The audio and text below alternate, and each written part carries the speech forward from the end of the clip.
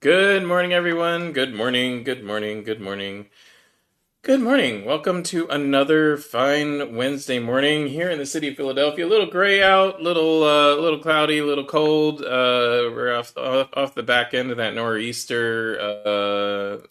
Partly sunny today. Highs in the low 40s. So welcome back to winter, I guess.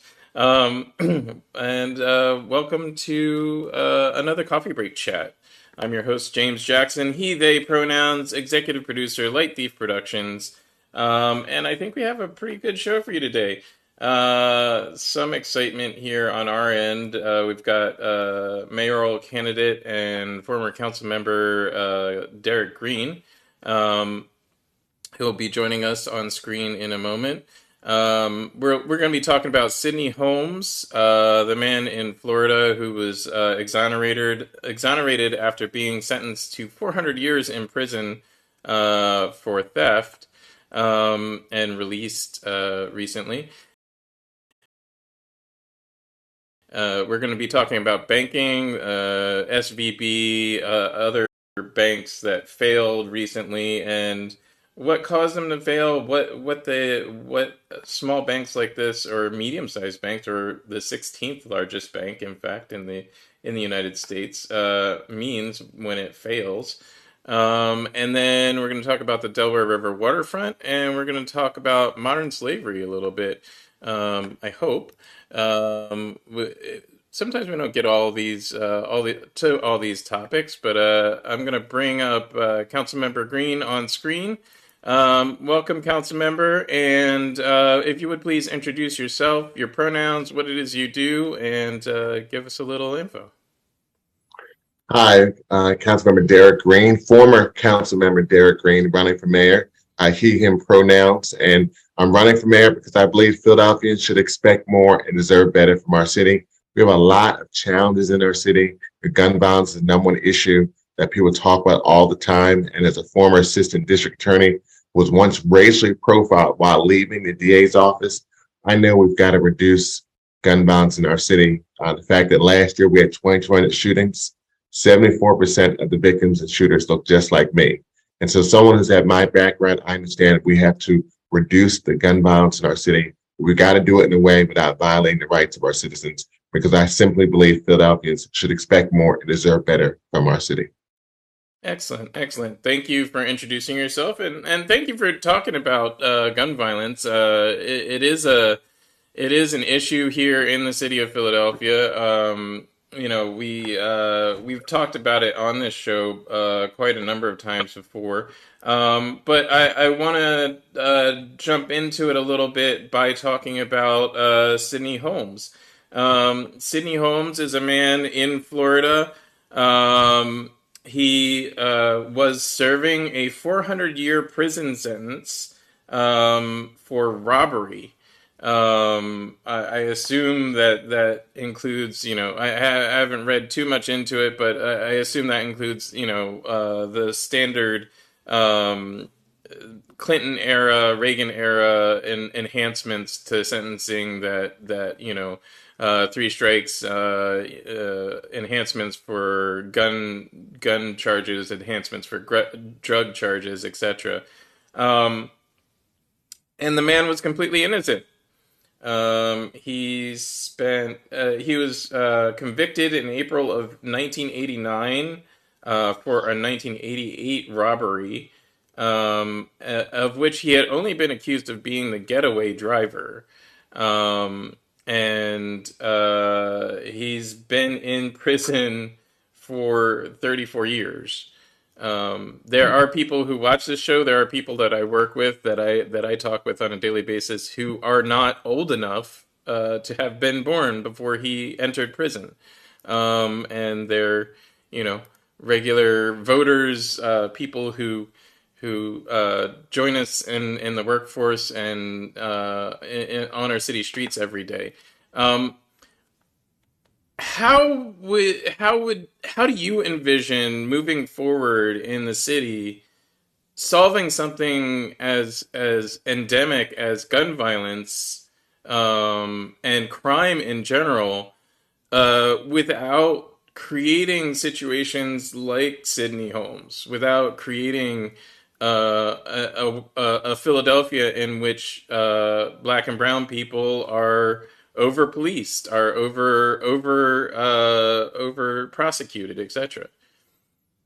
Well, when I talk about the balance of having been a prosecutor, and I remember being a prosecutor not only here in Philadelphia, but also the prosecutor in Delaware. And I remember there were times when a state trooper came to me with some information, and after looking at the defendant, looking at the report, I had some real questions and concerns. And there's times when I non pros, which is a Latin phrase for dropping the case. So we have to have a balance. And I also think about, my son. We have to reduce gun violence, but we cannot over criminalize our criminal justice system with young black men that look like my 22-year-old son on the autism spectrum. When Larry Krasner was first elected, I was on his transition team, and I've always supported his bail reform efforts. I've done work in city council regarding bail reform because we should not be having people in jail because they can't afford bail. That is a way of how we keep the systemic poverty in our city. I know we've had hearings in city council where a young lady talked about there was a situation, a melee or a fight outside her house. She just happened to come outside and see what was going on. But because she was in her early 30s, but looked like she was a teenager, she got arrested, but she didn't have the funds for the bailout. And so she would have lost her job if it was not for mom's bailout fund. So we've got to have a real conversation about these issues. The work that the district attorney's done on the conviction integrity unit, which seems directly related to this case you just talked about. I don't have all the details about the case, but 400 years for being an accessory on a felony seems very, very excessive.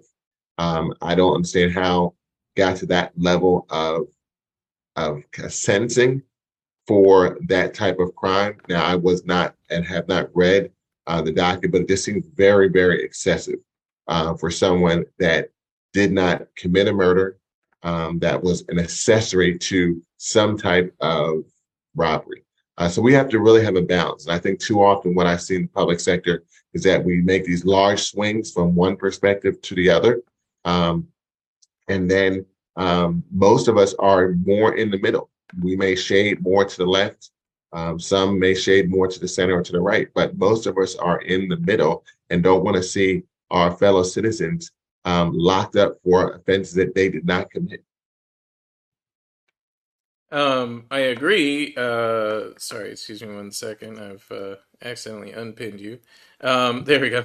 I agree with your assessment that most citizens don't want to see people in jail for offenses they did not commit. What I would say is that the kind of resounding re-election of Larry Krasner, even though there were other viable candidates, seems to me to say and the initial election of Larry Krasner seems to me to say that the kind of populist narrative that we have going on, that Larry Krasner isn't doing a good job, seems to be false. It seems to me that for most of the population, most of the voting public, Larry Krasner's doing a fine job. I don't, and it seems frustrating to me that during the mayoral process so far, the conversations that have been held, the public events, etc., there seems to be a kind of us versus them going on with folks who don't have direct influence on the DA's office any longer, kind of wanting that influence back. How do you see moving forward in a way that the office of the district attorney can work with the mayor's office, instead of sort of being sidelined or maligned by other members of the law enforcement community? Well, the district attorney is an independently elected official. I've had a history of working with independently elected officials to get things done in our city, especially in this last budget that was able to get passed by bringing together other members of council and the mayor to adopt my budget that I proposed. But we have to have ongoing conversations. From my observation, it doesn't seem like there's real communication on a regular basis between the mayor and the DA.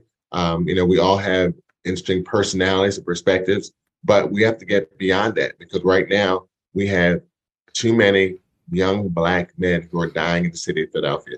The fact that we have back-to-back years with over 500 homicides, we have to be really aggressive about going after illegal gun possessions and those who are trying to harm people in our city. But we can't just do and go back to the perspective of we're just going to go to certain corners, and if I see, 5 or 6 African American men of a certain age on a corner where there's been past criminal activity, I'm just going to lock them up because that's against the law. That's part of the challenge that people have. And part of the frustration is that people support the conviction integrity work that Larry's done, supported the bail reform, but also people are really concerned about the gun violence. And I think we've got to get beyond the pointing fingers and we have to really address this issue and hold people accountable. That includes me, that includes the district attorney, the police commissioner, because we're all part of this perspective.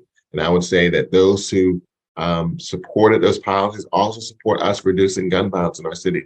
But we can't have a blanket approach that we're just going to arrest everybody, because it's not about that. In my public safety plan, talks about presence and accountability, but also opportunity and investment for young people who may get caught up in the criminal justice system. We give them an opportunity to get out with a real family sustaining job using programs like The Choice is Yours and a citywide approach. So, and also making investment in our schools. So this is a comprehensive approach. We've got to address issues right now, but also realize the challenges we've had historically, especially in criminal justice, especially in Pennsylvania. So I'd like to talk a little bit about that in depth a little bit more. I mean, yes, we need to invest in all of these things. And a lot of times what we find is that when people think about investing in all of these things at once, we start getting to the point where it becomes a money question. That's, like you're not the only council member or elected official I've ever talked to. And I've been doing, this work for going on decades now. What we often talk about on this show is that the most expensive thing in your tool bag. I work in theater and building theater sets, and so the most expensive tool in my tool bag is the one that I'm going to go turn to when I need to solve a problem, right? So I have a really expensive saw. It might not be the best saw for that particular cut that I need to make, but it's a really expensive saw, and I'm not about to go out and buy another one. And so I'm going to turn to that saw to resolve that problem. How do we not keep turning to the police to solve every problem when they are the biggest expenditure that our city has and the place where we keep reinvesting money? Like, even with all the calls for disinvesting from the police, from the public, even with massive support for lowering or changing the police budget, the past 2-3 years, we've still increased the police budget. We've still found ways to give them 14 million more, 7 million more, 5 million more. How do we do what you want to do, which is, reform policing and prosecution without and invest in schools, education, opportunities, and not have that be the tool that we turn to all the time? So I think you made a really good analogy. We made reference to the saw. I think we're not really analyzing and making sure that people are getting a return on their investment. When you talk about the amount of money that's being spent on police or just the amount of money in our city budget, where the mayor proposed a budget of over $6 billion. I remember when the budget was less than $4 billion, not that long ago.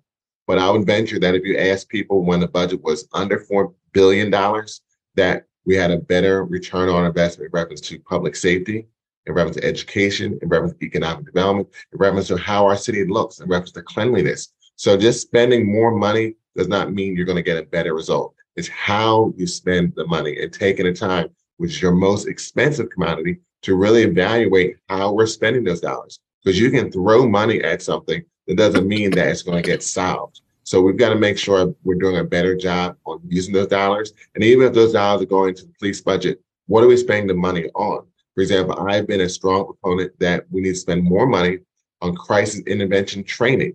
As someone who has a son on the autism spectrum, we need to make sure that all the officers have that type of training, not just those coming into the academy, coming out, but officers who are on the street. What are we doing to use those dollars?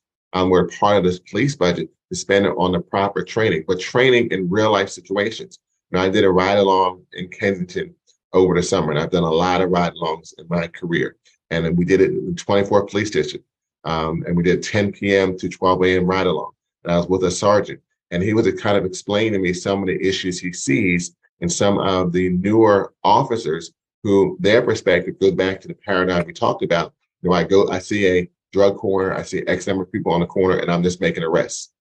Well, his perspective is like, why are you just making arrests when you have not articulated that you saw crime in progress or crime about to occur? So that time making that arrest feeds into the lack of trust that people have. So you're just arresting people who fit a description. And I've been racially profiled myself several times. And I said earlier once while walking out of the DA's office that we're spending money to arrest people as opposed to focus on those who are actually doing crime. That's the distinction. We can't just come into a perspective and just arrest people because they're on a corner where past criminal activity has occurred. And that's that expenditure of how we're spending our dollars, and having that sergeant say to officers and others who are actually doing work on the street and having that ongoing training to make sure we're really identifying those who are engaging in crime and not just arresting people because they look and have a certain skin color or wear certain clothing in a certain neighborhood at a certain time of day. That's where I think we have not the return on investment, because we're not using dollars to make sure that officers are continually being trained how to do their job at the best level and developing those relations with the community. If you think about other professions, someone like myself who's a lawyer or a doctor or in other professions, you're constantly getting new training all the time, especially when you're in the field. We need to make sure we're doing the same thing with police. So we're spending our dollars in a way to make our city safer and rebuilding the trust in our communities. Well, I mean, I have a little bit of a deep dive question on that. So, yeah, it would be great to train police to actually do the job the way it's designed to be done. Although some would say, like it's always been done, police evolved from slave patrols, and therefore, it's not ever going to change. I do recall I grew up, in the burbs. I know that there is a way that policing is supposed to work. I've watched all the propaganda that's out there. I was a regular Law and Order watcher, back when it was on syndication.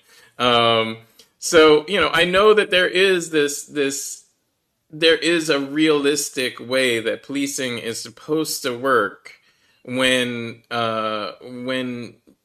officers find crime and actually, witness crime. Therefore, they try to prosecute the crime or protect the public. However, what a counterpoint to the training dialogue would be is that training doesn't seem to exist. When you audit like what training is out there and available for police officers, it seems to be that all the training is this us versus them mentality. The famous one that everybody cites that even Philadelphia police officers that have gone through is the wolf versus sheep training.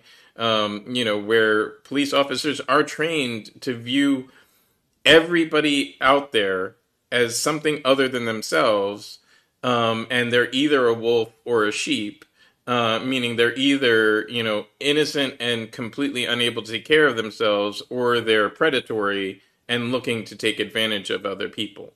Well, I would just push back because there are other type of training in reference to more of a guardian model.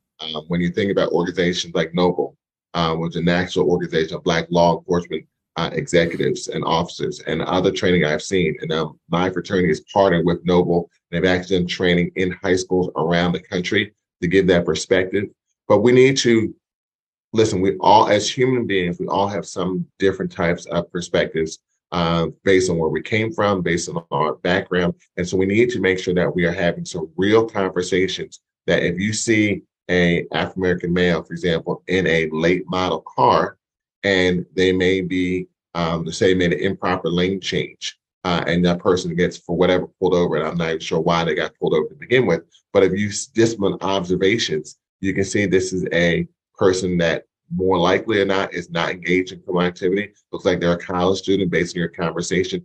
You can pick up on those different perspectives. But if you haven't had that full experience in life to understand that we have a diversity of people from a diversity of backgrounds, and that we're going to make sure that even though your lived experience may be different than what you're doing now, we need to make sure we're having that type of real training about some of the bias that some people may have to expose people to those perspectives. When you think about historically, and I think about, many decades ago in reference to like the military and the army, where they actually brought people from a lot of different backgrounds together that actually helped to address some of the challenges, not all, but at least gave people some exposure for some who may have never had an African American or person of Hispanic or Asian perspective in their same living space. When you go back to the 40s and the 50s, and that perspective. So it kind of broke down some of those norms, but we don't do that right now. Unfortunately, we're in a world where everyone's kind of in their silos. They stay in their own echo chambers, and that's not helpful when we are dealing with these very complex issues with people from a lot of different backgrounds, a lot of perspectives. And so it's that type of real intense training that I think is needed, which I've seen in other perspectives, to have law enforcement officers and even African American law enforcement officers who can talk about their own experiences, like my experience as a prosecutor. That others, I can sure other prosecutors who are of other ethnic backgrounds probably don't have the same concerns that I've had to live with, of a duality of, yes, I may have been a prosecutor during the day, but when I'm out on the weekend, or on a Saturday afternoon, and I'm in my honeydew suit with just sweatpants and sneakers, and I'm doing XYZ, I'm always conscious of certain things. Other ethnic groups don't have to have that consciousness and really explain that duality and what that means. And so those are some of the things when we talk about training and coming from other people who are other law enforcement officers who happen to be African American or other ethnicities, talk about that experience they've had to deal with, or things like growing up and having to have the talk, which in certain communities, you know exactly what that is. But other communities are like, what do you mean to talk? So Right. these are some of the things we're talking about that we're not doing and spending time for officers to really have that training and that perspective. I mean, yeah, sometimes it feels like we need to have a version of the talk for police officers. um, Right, right. I uh, mean, when I thinking about perspective, and I have a lot of friends who are all different dynamics, and in certain communities, the ability to code switch in certain perspectives, where I have a certain conversation when I'm in certain areas, but when around other friends, we have different conversations because we can let our guard down and those type of things. But that's real life and the real lived experiences for a number of people from a number of different backgrounds. But are we having a real type of real in-depth training perspectives in police academies and also beyond, for officers to get a real perspective that just because you come to a corner and you see a group of people from a Latin diaspora or Asian diaspora or African American diaspora, what's your interaction? Are you looking at certain things that are occurring? Do you see criminal activity or you just see skin color? right. And there's intrinsic bias. There's things that are built in to the system. At some point, even if the training was changed, we need to talk about how the system works. How the system as it exists right now is a funnel for both manpower and money to be taken from black communities and put into rural communities. Manpower, money, and power, voting power, especially. We need to have those conversations, but it seems like the same folks that support spending more money on policing are the same folks that don't want to have those conversations. I think it's important that, yeah, go ahead. And when you say conversations, when you see some of these um, cultural wars that are being expounded by certain candidates who are either formally occupying the White House or hope to occupy the White House and demonize things like critical race theory, which when you really get to the root of it, CRT is not being taught in elementary schools and middle schools and high schools. CRT at most is taught at a graduate level, often in law schools, and is really taking a real critical look at the history of this country. The fact that African American history, Asian history, history of those from the Latin diaspora is American history. And so there's some who don't want to acknowledge some of the real challenges we've had in this country. Listen, this is a great nation. We've done a lot of phenomenal things, but we've also done a lot of horrendous things in our history.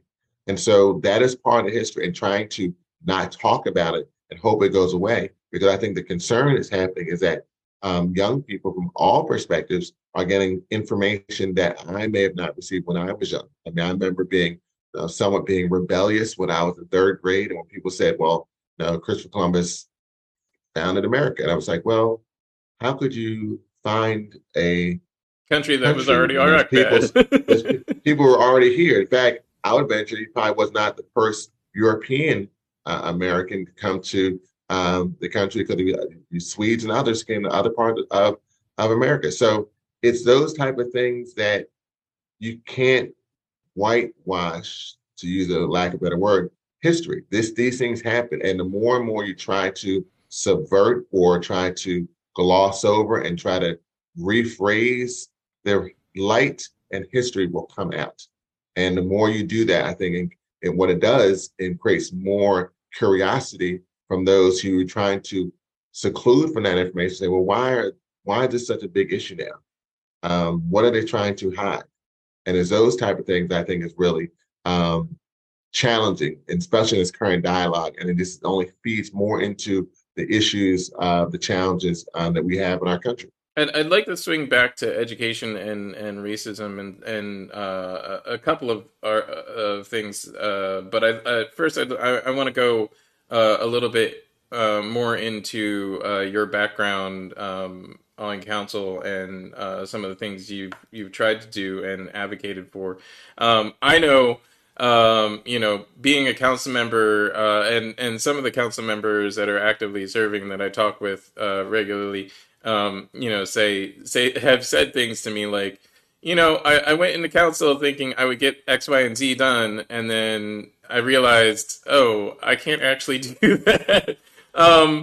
And I've worked with you in your office during the pandemic to help folks not become homeless. I was actually working with the Save Your Homes Philly Coalition. And one of the things you talked about a lot was banking. And you have what I think is a mostly unique perspective on banking and Philadelphia as far as currently active political folks. And I think it neatly ties in with what you were saying is spending our money in ways that is most effective. But feel free to jump in here and just take it away from me. How do you see banking playing into the city of Philadelphia and how we can provide some of these more opportunities and affect social change without it being such a chore as affecting individual things? So, we talked a lot about public safety and criminal justice reform. And, we've talked about all the violence happening in the city of Philadelphia. And then also you see violence all around the country. And to me, one of the best ways to address crime is to give someone a job. And one of the best creators of jobs are small businesses. And that goes back to my experience when I came out of college. I became a small business lender for Meridian Bank. And I was located in North Philadelphia, Broad and Glenwood. And when I was there, I saw the real impact of decades of redlining. And I did some creative things when I was a lender and trying to help establish credit, especially for small businesses to help them grow. But the number one issue I heard over and over and over again from small businesses was the lack of access to credit. Because many small business owners, and I was also a small business owner with my wife with a retail store on Germantown Avenue, because of the history of the issues we've been talking about this morning, don't have the friends and family with collateral that can say, hey, we're going to give you X amount of dollars to start your business. So often they're trying to bootstrap dollars that they may have, but then go to a bank for financing. But because of some of the challenges historically and redlining the other issues, those dollars were not available. And so when I think about the city of Philadelphia, the fact that all of the gun violence we've talked, think about the African American population, about 40% of the city, but we only have 6% of the businesses with employees are owned by African Americans. All of those issues tied together. The fact that we don't have a larger number of African American owned businesses that have employees ties directly into the poverty we have in 25 to 27% and the historical unfortunate issues in gun violence and homicides in Philadelphia. So from those experiences, when I came into city council, and even before I got elected, I worked on drafting one of the nation's first anti-predatory lending bills, which became a model in Pittsburgh and Cincinnati and Cleveland. But when I got into city council, I remember some friends who worked with me on the predatory lending legislation talked to me about this idea of public banking. And I thought it was very intriguing and a really interesting idea. And we spent a lot of time working on getting that legislation from concept to see if it's feasible and a feasibility study, and working with various attorneys and state officials, the Pennsylvania Department of Banking, to get into a point where we introduce legislation to create a Philadelphia Public Financial Authority that can help access and grow and provide resources for small businesses so they can get access to credit, especially local Black and brown businesses. We can give them a letter of credit or some type of credit enhancement to make them more bankable and also be able to grow those businesses so we can grow more jobs, especially in our neighborhoods on our commercial corridors. You made a point about sometimes you can't get everything that you want to get done when you get elected. The legislation was passed.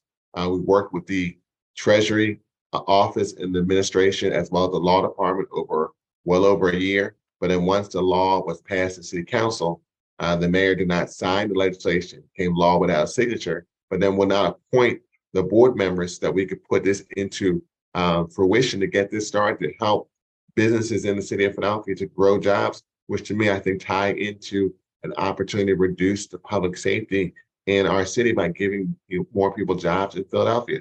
So it's something that I've talked about. I've worked hard on the legislation. And as mayor, something that I will bring to an existence because it's a model that can be used in other cities around the country as ways that we can really help to grow Black and brown businesses in our cities around the country. Yeah. As a Black business owner, I gotta say it is a wildly different world for Black business owners versus ethno-European business owners. You don't. I talk about it a lot. There was a building down the block from me that I tried to get a hold of, working with a realtor, working with financing, getting financing in place, all way more difficult than most of my counterparts that I know that do the same work as me, who are white, and they turn to me and look at me and go, "Hey, why don't you just?" And it's that, why don't you just? Well, I don't know. Maybe I've tried that and it didn't work. I don't know why it didn't work. So that phrase right there that you just captured, that ties into some of the conversations we're having about policing, because we understand that challenge. So that phrase of why don't you just, because in certain perspectives, just call a friend, just call an uncle, just call XYZ, and it happened like that. But in other communities, we've already tried that. So the assumption is that you haven't already tried, even though you did try, but that door was closed. So you got to take all these other steps. Mm-hmm. And so someone who doesn't have that understanding would say, well, why are you doing all this work when my friend or my neighbor or my college roommate or my friend from grad school, they just did X, Y, Z, and it happened like that. Yeah. Because that's that conversation and the lack of conversation of the difference in perspectives that we're not having in this country like we should to show, well, no, I did try those things. And it's very it's interesting for you to say that and make certain assumptions that I wouldn't do that when if I had the ability to do that, I would have already done it. That's why I have to take these additional steps. And that's why so many Black and brown business owners also have to do these additional steps because we don't have the ability to do why don't you just? And it reminds me of a conversation that I had many years ago when I first came out of college of a very prominent African American executive who was working for one of the large banks here in the city of Philadelphia, had been doing marketing and other services for this institution for a number of years, decided to leave and start his own business, providing the same services that he was doing for the bank. But when he went to that same bank he worked for a number of years and tried to get a loan, he could not get the loan, even though the business model he was using was based on the same things he was doing for that institution. His financials were legitimate, but could not get the loan. Yeah. So, and so had to do additional steps just like you. And I'm sure he probably had other friends that said, hey, you're starting a business. Why don't you just go to your institution you worked for 10 years? Right. And that same type of assumption Yeah. happened then back in the early 90s. It happened to you, I'm sure, not that long ago. No, yeah, no, that was 2020, 2021. And yeah, and to be frank, there's even more systemic stuff in place, because um, the person who won the bidding war on the building was offering $500,000 less than I was, but they had their assistant calling every 6 hours, calling the building owner and asking to close a deal. Where my realtor advised me to play wait and see. So you know, I'm getting bad advice. I'm getting shut out from financing. Have to work 4 times as hard to get the same financing, and then can't even win when I offer more money. That's Right. that's all a bit ridiculous. Right. And so when you say phrases like the water is wetter, the sugar is sweeter, African American community knows exactly what that phrase means. Hmm. In other communities, they may not have that same perspective. And then when you add these I um, anecdotes of what's happened to you and others, that's why things start to hopefully change. That's why I think with the advent of cell phones and other type of technology that we have now, that we've come a long way since Rodney King. And so when people have been saying this has been happening in the African American community for a very long time, and people say, well, what do you mean? This was an isolated incident. Well, now, and you can go through all the names from it, Sandra Bland, Eric Gardner, and we can just keep going. Amadou Diallo. You just go through all different names over the past, at least 10 to 20 years. People now started saying, wait a minute, there's a lot of incidents that are recorded. So this is not just a one-off situation. Hmm. Yeah. So banking has been in the news a lot lately. We've had the failure of Silicon Valley Bank. We've had the failure of Signature Bank. Several other players. Signature Bank is kind of interestingly related to what we're talking about. Uh, Folks like Michael Cohen, Jared Kushner, Trump Jr., Trump himself, all had loans and large accounts placed with Signature Bank. Um, and seemingly relatively easily compared, when you look at their finances compared to somebody like yours or mine, because my finances have to be spotless for me to get a $17 million loan. I can't get one, even though I could probably handle the money better than Mr. Cohen could. But yeah, the point here is we're talking about a Philadelphia bank. How do we avoid the improprieties that send something like Silicon Valley Bank or Signature Bank, which invest in small businesses. That's what they were set up to do. They were set up to cater to small businesses and nascent businesses of all description, and had relatively easy to get comparatively loans and investment vehicles for small businesses. Well, what we're talking about for the public bank is letters of credit and credit enhancements. There's ways we can underwrite that to mitigate the risk. We would basically have our belt and suspenders perspective, because we know that as a public entity, there's going to be even additional scrutiny. And it's interesting that, those, and I was a banker, so I still have relations with some bankers and explain this process over and over again to a number of people. And, some would say, well, why would we need this new entity when we have others, banks that can do this? And I say, well, first of all, we're talking about credit enhancements and letters of credit. Generally, banks don't do that type of work because that's not where they make their money. But then we also have to talk about the historical inequities, as you described, that you have certain banks who are willing to look the other way in reference to underwriting, especially for a certain type of clients and relationships, but then with others, they are more stringent on the underwriting.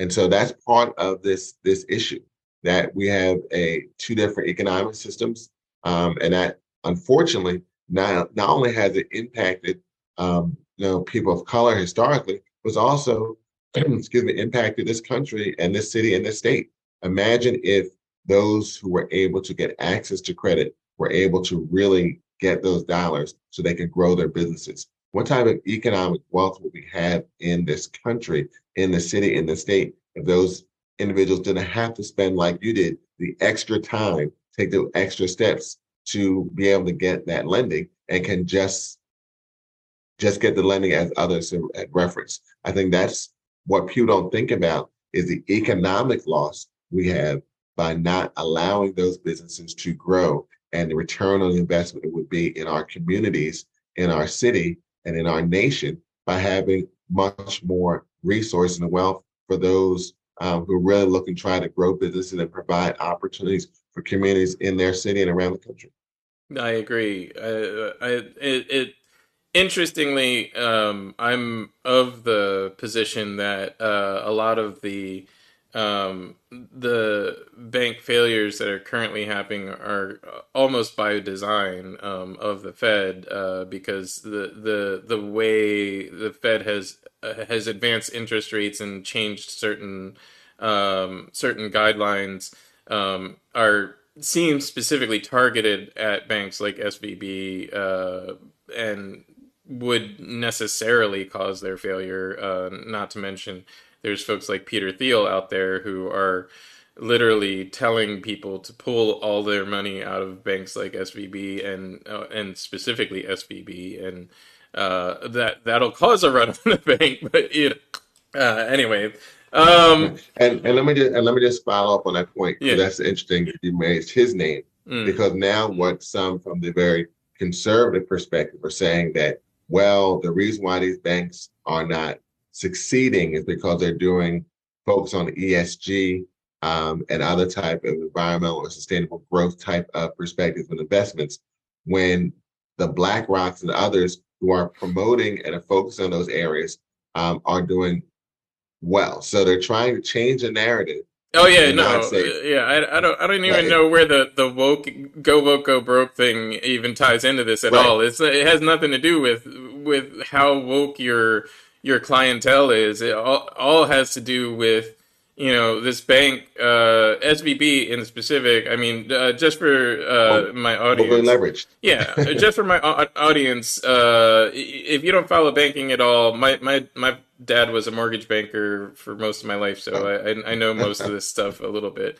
I'm just enough to be dangerous, but my dangerous knowledge is that SVB operated as a normal bank. The only thing that they did different than what say Shears and Lehman would do, or Lehman Brothers, or Shears and Foster, or any of the Chase, any of them, they all do the same thing. They take a percentage of their deposits and they invest them. They take those investments out in a diverse portfolio. SVB's portfolio wasn't quite as diverse as it could be, and in a in an interesting twist of logic, SVB was invested in long term federal credit. So basically, they were lending the federal government money at a low interest rate on a long term basis. Um, and that's a safe bet in banking. That credit is always going to get paid back. You're always going to get that money back, and you're going to get it back with interest, and that interest is going to be close to what the growth of the money should be. So they had too much out in that methodology, and they didn't have enough out in other diverse investments. And when a bunch of people came a calling for their money, that money wasn't available to take back out of those investments without selling them. Well, when you sell an investment instead of waiting for it to mature, you lose money on it, and they lost a bunch of money. Right. So they became I mean, insolvent. the bottom line is that they had too many of their eggs in one basket. And when someone says time for my eggs, they had to then get eggs from someone else to put in and pay those people back. Yep. And so they didn't have a diverse enough portfolio. And sometimes that goes into some of the other issues we were talking about in reference to credit and banking and too leveraged. And, some people get the opportunity to do that because they see the uptick, but too often Black and brown businesses have to go the extra mile just to get a little bit of credit. Yeah, yeah. Just even a little bit of credit. It often surprises me how little black and brown businesses are looking for compared to your average business that's just founded. I've seen businesses fully leveraged to the point where they could not possibly pay back their loans, and they still get more loans. It's Right, fascinating. right, right. Um, so to swing back to education, and all of this ties into education a little bit, and another thing it ties into is government supporting its population. We as a populace have chosen a form of government that even in its founding documents says that we're going to support you. These rights are intrinsic to humanity, life, liberty, and the pursuit of happiness. If you delve into those statements, it really means the purpose of government is to make sure that every person that's a citizen of the country is able to take advantage of their life and live it to its fullest. In order to do that, one of the things that we've done over the course of many, many years is establish free education for the entire population, anybody who lives here, whether they're a citizen or not. And it ties back into government because you get people like you get people like other council members who don't have a historic background in governance, who run for government office and are able to govern because they're intelligent people and they learned things in school. I don't know if you went to public school, private school, whatever, but Public school. yeah. Well, and I'll just jump in. I went to public school. My mother was a public school teacher. I often say I'm a TK or teacher's kid. She taught 31 years in the school district of Philadelphia, 26 years at Alny High School. My son, who's on the autism spectrum, as I said earlier, has only been educated in the school district of Philadelphia, and we fought hard to create the first autism support classroom at his elementary school, Houston Elementary School. And last June, he graduated from Hill Freeman. Actually, the day I announced my campaign for mayor was his first day at St. Joseph's University in a post-secondary program at the Kinney Center. So education is something that's very important to me. The fact that we now finally have this ruling from the Commonwealth Court regarding additional funding, because if you read the state constitution, it's very clear. I believe it's Article 3, Section either 13 or 14. It's a responsibility of the General Assembly, which is our state representatives and state senators, to provide a thorough, fair system of an efficient system of public education for the benefit of the citizens of the Commonwealth of Pennsylvania. That's everyone that lives in Pennsylvania should be getting a fair, thorough, efficient system of public education. The states that have that same language in their constitution, the amount of money that comes from the state to the local schools for education is a much higher percentage. So we, as the Commonwealth, has historically been underfunding schools around Pennsylvania. That's something when I was past president of Pennsylvania Municipal League, and I would talk to mayors from around Pennsylvania, from cities from Williamsport and Harrisburg and Scranton and Lancaster, because they also are dealing with the same issues that we are. Now, difference is Philadelphia is a much bigger city, but are also been underfunded. So this provides a real opportunity for us to have dollars to make some real investments to change our schools. You know, I did a lot of work regarding asbestos legislation. It's a shame that the school district is now suing the city based on my asbestos legislation to make our schools safer, not only for the students, or for the people that work there, as well as teachers. Because my mom dealt with asbestos only decades ago. We dealt with asbestos at my son's school before he graduated. It's still an issue. As you see what's happening with Building 21 and Simon Gratz school. So we've got to get the asbestos out of our schools. And in fact, we have young people who are in schools that were built well over 100 years ago. That is not what we should be doing as a city. And I think with the dollars from this ruling, and we got to make sure and hold the General Assembly accountable to make sure that our schools look different for our future generation of leaders. Yep. I was gonna bring into this the lawsuit that you just mentioned, and Councilmember Gauthier's recent announcements around how hard we've had to fight as a city to get the what's actually just equalized funding, Right, equaling out the funding for schools. right. I didn't get the chance to look at it this morning, but I believe if population numbers hold up across school enrollment, the Philadelphia School District is probably the largest school, even combining all other enrollments in the state of Pennsylvania, and it's surprising how much power in over both curriculum and education funding that we lose to the state in general, just because we're the biggest poor city in the United Mm. States. Uh, Well, and this is a follow-up one. I think we have some real opportunities. We do now have Governor Josh Shapiro, who is from Montgomery County. We also now have a speaker, first African-American female speaker of the House in Joanna McClinton.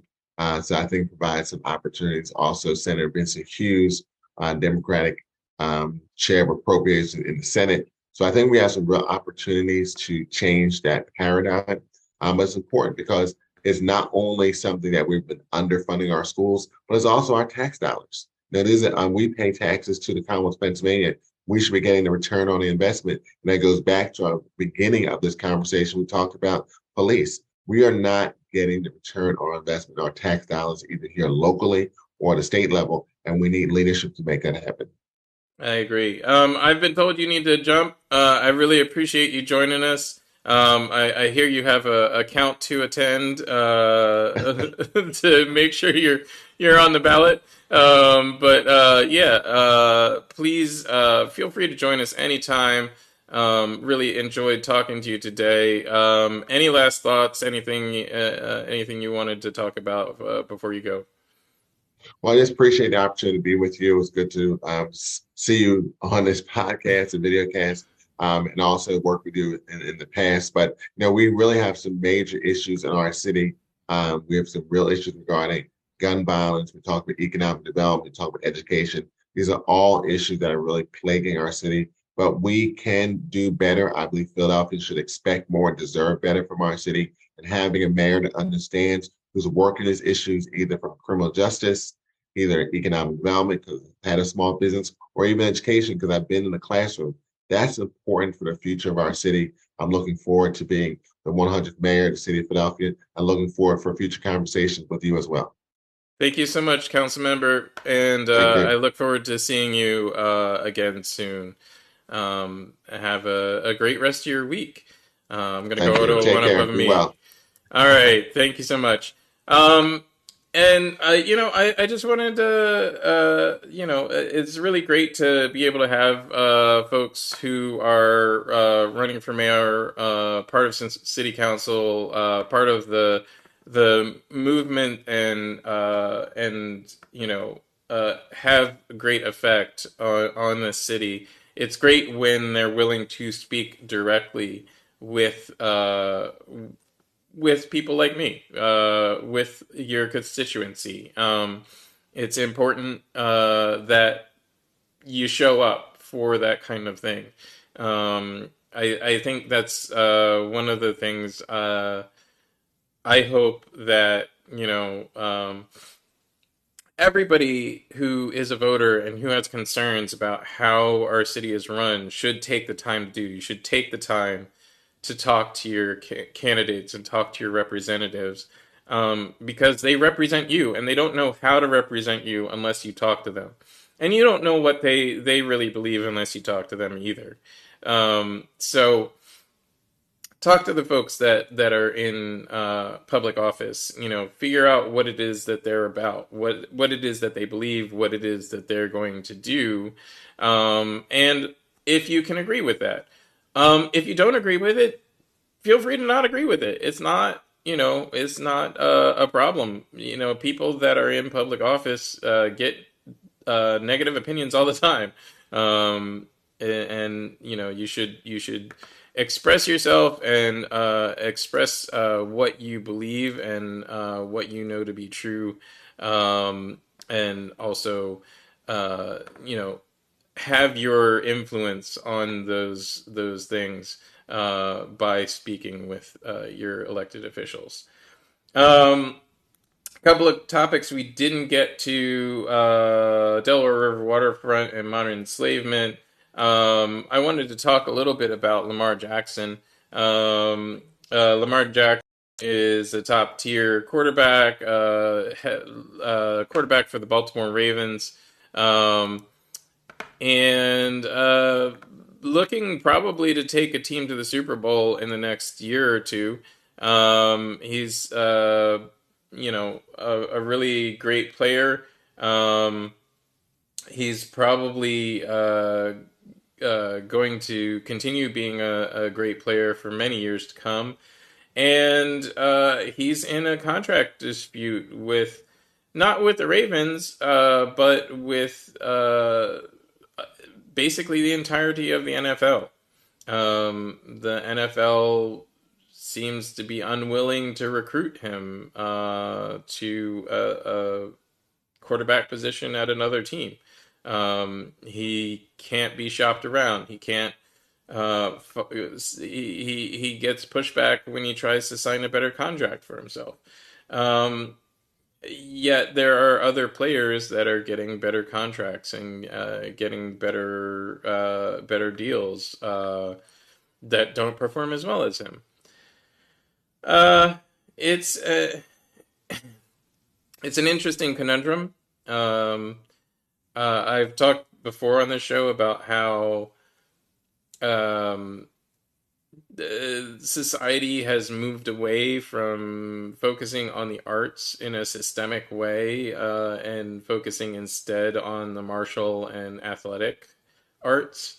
Um, they are arts. It is artistic to be able to express yourself through athleticism or through martial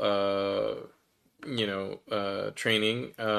It's not it's not any less or anything that isn't good. It's just that it's not available to everyone, nor is art for that matter. The traditional arts, theater, film, photography, painting, sculpture, etc., they all aren't available to everyone either, and aren't achievable to everyone either. But the way that society has changed is to focus on athleticism as one of the only two ways for people who are not well educated or easily educated to make it through the school system. Um, and I have in the past and still to this day related it to modern slavery. We're forcing students who, through lack of ability or opportunity, and most usually opportunity, um, are being forced to uh, choose a life of athleticism or a life in the military, because they don't have a life in college. I think that's wrong. I think that we should have many more opportunities for our students, and it's an odd counterintuitive position, I suppose, because folks like Lamar Jackson are getting paid lots of money to play football. But then, when you look at it from their perspective, their life isn't going to be spent playing football. They have a short window with which to use their body and their talents to make that money.